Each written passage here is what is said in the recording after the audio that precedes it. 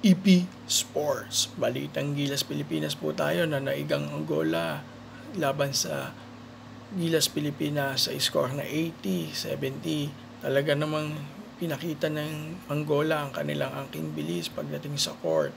Maganda rin naman ang ipinakita ng Gilas Pilipinas mula first hanggang fourth quarter. Ngunit talagang malalakas ang Angola at mabibilis kontra sa Gilas Pilipinas, kung saan nanatili lang ang magandang depensa at team chemistry ng Gilas Pilipinas. Kinulang talaga sila sa preparation, kaya kinulang lang talaga ang Gilas Pilipinas dahil lack of team chemistry. Pagdating, nabuhay muli ang usaping patungkol kay Justin Brownlee kung siya bang dapat na naging naturalized player ng Gilas Pilipinas ngayon.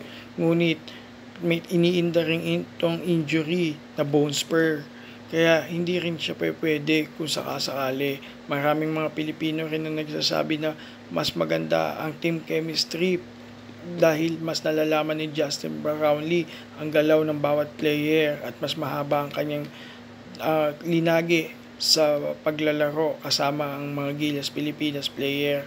Kaya para naman sa iba, mas mainam na rin na magkaroon tayo ng katulad ni Justin Brownlee na stayed na naturalized player. Katulad din ni Alan Kaidik nung kapanahunan niya, kailangan na kailangan talaga ng Gilas Pilipinas na shooter. Nabuhay din ang usaping kailangan din dapat ng isang Alan Kaidik ng national team o mahigit pa 2 o 3 pang mga lehitimo talagang shooter at gunner pagdating sa labas. Doon tayo pinatay ng Angola na naman sa shooting sa labas. Kaya mas mainam yata ang magkaroon uli ng Alan Kaidik. Sa palagay ninyo, kailangan ba natin ng katulad ni Alan Kaidik? At gayon din si Jordan Carlson.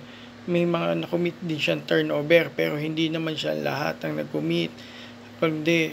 Bawat isa ay nakapag-commit din ng turnover. Si Kai Soto naman, maganda rin ang kanyang ipinakita.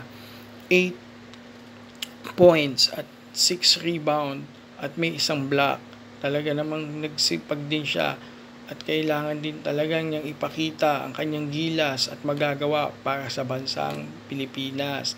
Si AJ Edo naman ay hindi nagpahuli. Kumuha ng 6 na rebound at 9 points.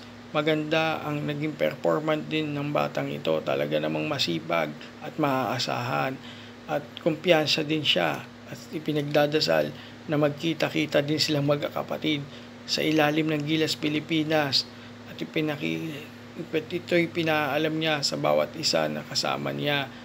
It's a long way to go. Ika nga, Jordan Carlson talaga ang nag-lead sa Gilas Pilipinas ngayon. Kasama sila Japet Aguilar, Junmar Pajardo, Renz Abando. At si Renz Abando rin kung sana ay nagpanatili siyang makapaglaro sana ay malakas ang Gilas Pilipinas. Gayon din si Dwight Ramos. At si CJ Perez naman ay naging hindi masyadong maganda rin ang laro niya against Angola. EP Sports knows the game.